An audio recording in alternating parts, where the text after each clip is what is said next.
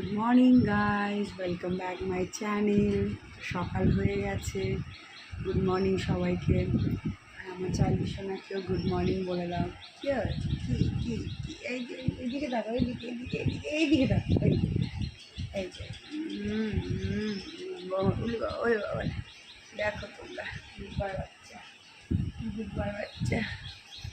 তো এখন আমি ব্রাশ করে ফ্রেশ হয়ে একটু বসে এখন আমি একটুখানি জল খেলাম, তারপর খাবো ড্রাই ফ্রুটসগুলো। তো তোমরা তো জানো যে সেকেন্ড মান্থ প্রেগনেন্সি আমার, থার্ড স্টেজ শেষ হতেই আছে। তো খুব বেশি দেরি নেই যে নতুন অতিথিকে আমি বাড়িতে নিয়ে আসবো। তো তার জন্যই এত আয়োজন। দেখো আমি কি খাই সকালে। ফার্স্ট ড্রাই ফ্রুটসগুলো খাবো, খেয়ে তারপরে কাজে নামবো। তারপরে এই রান্নাঘরের এই বিছানাটা ছাড়বো, কারণ আমি ছিলাম না তো কয়দিন। তো এইখানেও ঘুমিয়েছিল, বিছানাটার বেডশিটটাও চেঞ্জ করতে হবে।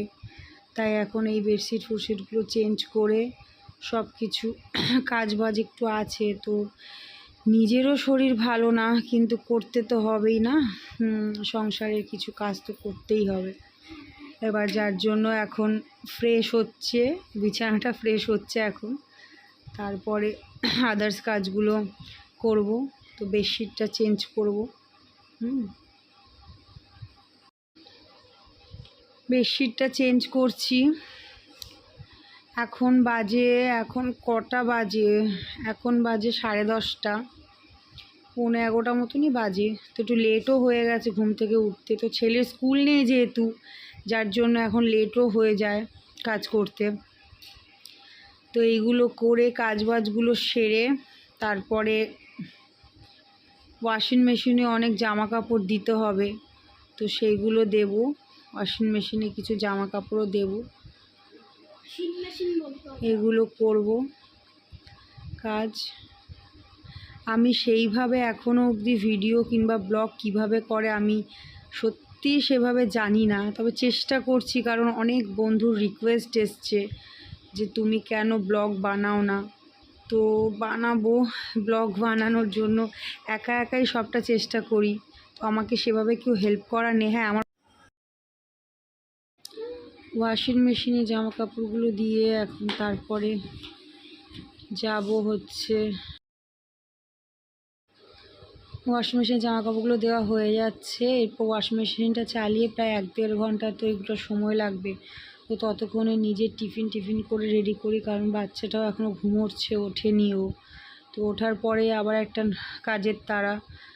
তো এখন এই ওয়াশিং মেশিনে জামা কাপড়গুলো দিচ্ছি, দেওয়া হয়ে গেলে টিফিন খেয়ে রান্নায় যাব। তো আজকে রান্না বলতে আজকে সেরকমভাবে বাজার কিছু নেই, হাঁসের ডিম করব আর শাশুড়ি কি করেছে ওইটাই খাবো। হ্যাঁ, কারণ এখন পারিও না, শরীরও ভারী হয়ে গেছে, একা দাঁড়িয়ে রান্না করা আমার পক্ষে সম্ভবও হয় না। তো এইভাবেই চলে আমার দিন। তোমাদের সাথে একটু শেয়ার করলে ভালো লাগে। অনেকদিন ধরে আমাকে অনেকে বলছে যে ব্লগ বানাও, বাট আমার হয়ে ওঠে না, টাইম হয়ে ওঠে না, নানা সংসারের কাজ সব কিছু মিশিয়ে আমার কাজ হয় না। তো এই লিকুইডটাই আমি IVF ওয়াশিং মেশিনে দিই, তোমাদের সাথে দেখালাম। দেখো, খুবই ভালো ডিটারজেন্ট, আর ওয়াশিং মেশিনের কাজটাও খুব ভালো হয়, ফ্রেশ হয় জামা কাপড়গুলো। তো তোমরা চাইলেও এই ডিটারজেন্টটা ইউজ করতে পারো। তারপরে এই ওয়াশিং মেশিনে চালিয়ে স্টার্ট করে আমি এদিকে কাজে আসব। স্টার্ট করে দিয়েছি, ওয়াশিং মেশিনটা অলরেডি চলছে। তো এরপরে আবার ঘরে ঢুকবো।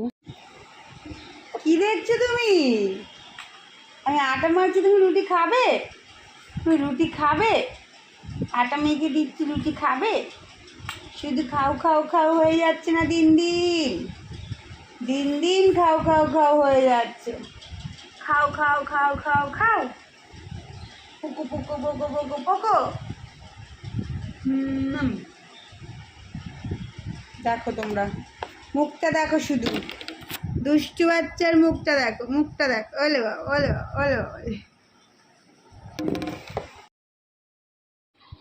তারপর ডিমের ঝোলের জন্য প্রস্তুতি নিচ্ছি, সব কিছু কড়াই বসে